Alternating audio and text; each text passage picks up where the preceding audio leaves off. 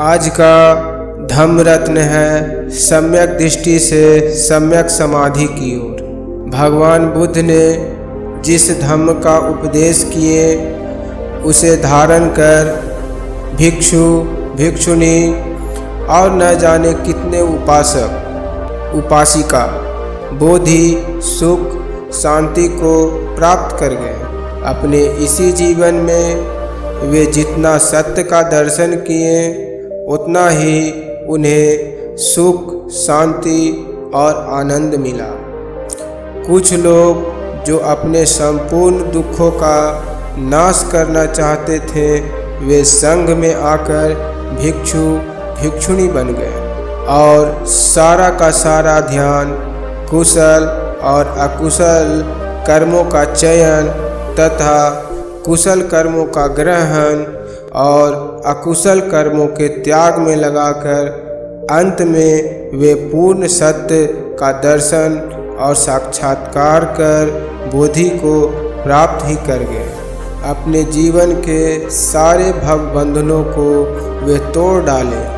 ऐसे सर्वकालिक धम्म जो सभी प्राणी मात्र के लिए मंगल कामना करता हो, जो सभी प्राणी जगत को सुखमय एवं मंगलमयी बनाने में सहायता प्रदान करता हो एवं मनुष्य मात्र को सभी दुखों से निवारण का मार्ग प्रदान करता हो, ऐसे धम्म को कोई धारण किए बिना नहीं रह सकता।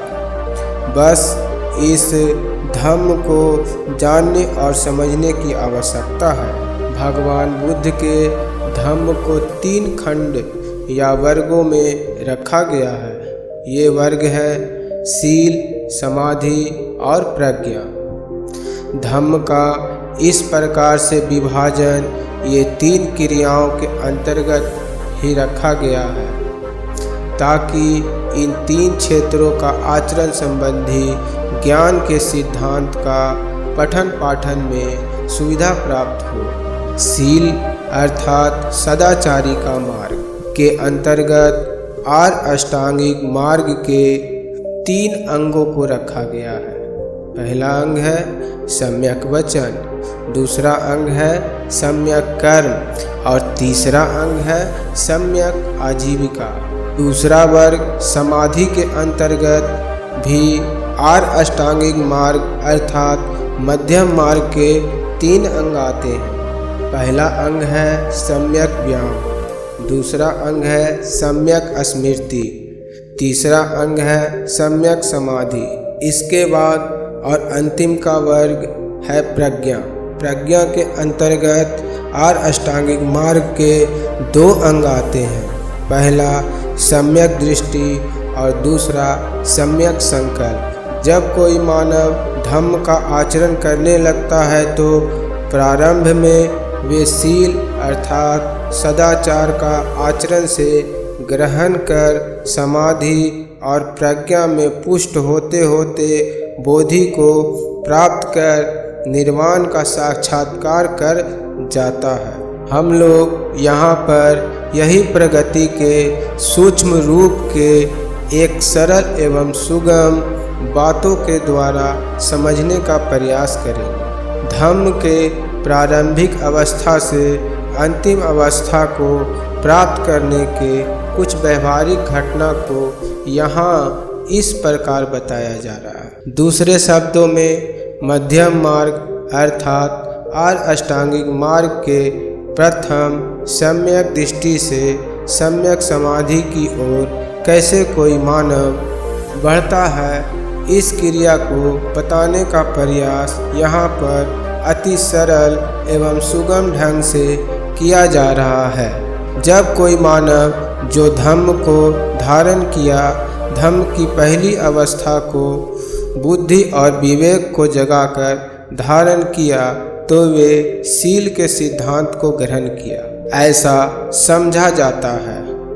और फिर वे सीलाचरण के द्वारा धीरे धीरे समाधि के क्षेत्र में वे कदम रखता है। जब वह पहले के स्वभाव के विपरीत सील को धारण कर अपना जीवन को जीता है तब उसे उस आचरण से, उस कुशल आचरण से अपने मन, तन और वाणी को बड़ा ही कठिनाई का सामना करना पड़ता है। वे तो पहले का स्वभाव में रमा हुआ है। पहले का स्वभाव मन का दुष्कर्म, वाणी का दुष्कर्म और शरीर के दुष्कर्म से ही नाता था। अब तो उसे सत्य कर्म करना पड़ रहा है, कुशल कर्म करना पड़ रहा है। फिर भी इन कठिनाइयों का सामना वह करता है, क्योंकि धीरे धीरे अब उसका मन, वाणी और शरीर का स्वभाव नित्य कुशल कर्मों के द्वारा बदल रहा है। अब हम यहाँ पर समझेंगे कि कैसे धम्म पथ पर बढ़ने वाला इंसान सम्यक दृष्टि को पैदा करता है और फिर सभी आर्य अष्टांगिक मार्ग अर्थात मध्यम मार्ग की परिपूर्णता को प्राप्त कर जाता है। तिलाचरण के द्वारा ही मानव का मन काफ़ी हद तक शांत होने लगता है, क्योंकि एक शीलाचरण के अंतर्गत बहुत सारे अकुशल कर्मों को ना करने का संकल्प ग्रहण करता है। उदाहरण स्वरूप हिंसा नहीं करना, चोरी नहीं करना, व्यभिचार नहीं करना, झूठ नहीं बोलना और नशा पदार्थों का सेवन नहीं करना। जब कोई इंसान इन सदाचार के नियमों को धारण करता है तो उसका मन, वाणी और शरीर काफ़ी हद तक शुद्ध हो जाता है, शांत हो जाता है। तब फिर वह समाधि के क्षेत्र में कदम रखता है, अर्थात अपने मन को जानना, मन में उत्पन्न होने वाले कुशल और अकुशल कर्मों को जानना। जब वह विवेक और बुद्धि के बल पर अपने चित्त को शांत कर समाधि का अभ्यासी बनता है तो मन में उत्पन्न होने वाले कुशल अकुशल धम्म को जानने लगता है। उस कुशल और अकुशल धम्म के उत्पन्न होने वाले कारणों को जानता है। कुशल और अकुशल धम्म के उत्पन्न होने वाले कारणों के साथ साथ निरोध होने वाले कारणों को भी जानता है। इस प्रकार वे मानव या साधक देखता और समझता है कि जब हमसे एक अकुशल कर्म घटित होता है तो वह मेरा कर्म फल है और यह कर्म फल ही हमारा आने वाला जीवन के क्षण बनता है।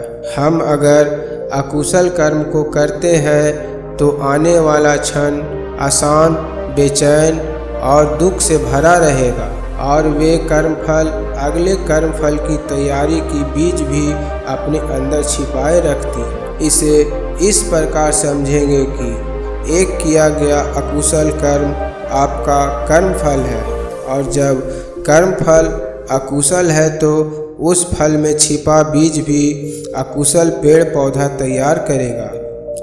वे तो कुशल पेड़ पौधा नहीं तैयार कर सकता।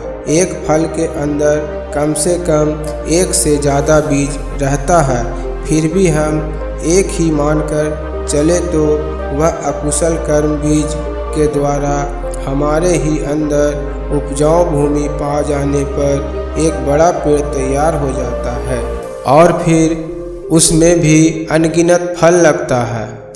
उस अनगिनत फल में भी वैसा वैसा वृक्ष तैयार करने की शक्ति विद्यमान है। ये सारे घटनाओं का श्रेय उस साधक या इंसान को जाता है जिसने अकुशल कर्म किया, तो ही अकुशल कर्म फल बना और फिर फल में छिपा बीज जो उपजाऊ भूमि मानव का अकुशल चित्त की चेतना में पला बढ़ा। अब वह विशाल काय पेड़ का निर्माण किया एवं अनगिनत दुखों का फल और बीज बना डाला। इन सब दुख के फलों का अधिकारी वही इंसान है जिसके द्वारा पहले कर्म बीज से इन सारी घटना घटित हुई, क्योंकि अकुशल वृक्ष उस मानव के उसी कर्म फल के बीज से ही पौधा तैयार हुआ है। फिर वह बड़ा हुआ, फिर उसमें हजारों की संख्या में फल लगे। इस प्रकार ये सारे फल उसी साधक का हुआ जिसने पहली बार अपने अंदर अकुशल कर्म किए। इतना ही नहीं, इन सारे फल में भी बीज छिपा है जो वैसा विशालकाय पेड़ का निर्माण कर सकता है। अज्ञानी पुरुष जिसे सिर्फ काम भोग से मतलब मात्र है, जो काम तृष्णा, भव तृष्णा या विभव तृष्णा मात्र का अभ्यासी है, वैसे लोग इस प्रक्रिया के जानकारी के अभाव में अपने अकुशल कर्म को निरंतर करता है और वे दुख तथा दुख के महासागर में डुबकी लगाते रहता है। पर कोई साधक शील आचरण, ध्यान, बुद्धि और विवेक के द्वारा इस प्रक्रिया को जानता और समझता है तो वे अपने जीवन में प्रज्ञावान होकर सम्यक दर्शन करता है और अपने जीवन में कुशल कर्म करता है। कुशल कर्म करता है तो कुशल बीज बोता है। कुशल बीज से कुशल पौधा तैयार होता है और वह कुशल फल लाता है। फिर उसके जीवन में जो भी आने वाला क्षण है सब कुशल ही कुशल होते हैं। इस प्रकार से वे अपने जीवन में अनंत सुख और शांति को प्राप्त करता है। सम्यक दर्शन का मतलब सच्ची घटनाओं के घटने के विभिन्न प्रत्ययों को जानना, घटना के विभिन्न हेतुओं को जानना, अपने भीतरी अवस्था में जब घटित होते देखा और समझा कि इससे हमारा जीवन प्रभावित होता है, वह सम्यक दर्शन किया। अब वह अपने अकुशल कर्मों को रोकने के लिए और कुशल कर्म को करने के लिए जो संकल्प लिया वह सम्यक संकल्प कहलाया। इस प्रकार वह अपना और भी अधिक प्रबलता से अकुशल कर्म को करने से विरक्त रहता है। इस प्रकार सम्यक दर्शन से प्रारंभ होकर सम्यक समाधि का पूर्ण अभ्यासी बन सभी कुशल ही कुशल कर्म करने का प्रयास में लगा रहता है। अंत में वे बोधि प्राप्त कर अनंत सुख शांति को प्राप्त कर निर्वाण का साक्षात्कार करता है। तो एक अकुशल कर्म फल की सजगता हमारी पूरी की पूरी जीवन यात्रा को एक नया दिशा दे सकता है, अगर मानव सीखना और समझना चाहे तो और अपने जीवन में उतारना चाहे तो। सिद्धार्थ गौतम ने यही बातों को समझा और अपने जीवन में लागू किया। जब सिद्धार्थ गौतम ने इस बात को समझकर अपने जीवन में लागू किया तो वे मानव से महामानव बन गए। लोग संसार उन्हें बुद्ध, अरहंत, तथागत के नाम से जानने लगे। उनके बताए गए मार्ग पर बहुत सारे लोग चले और सुख शांति को प्राप्त कर गए। समय की धूल ने उनके विचारों को ढकने की बहुत ही कोशिश की, पर सत्य तो सत्य है।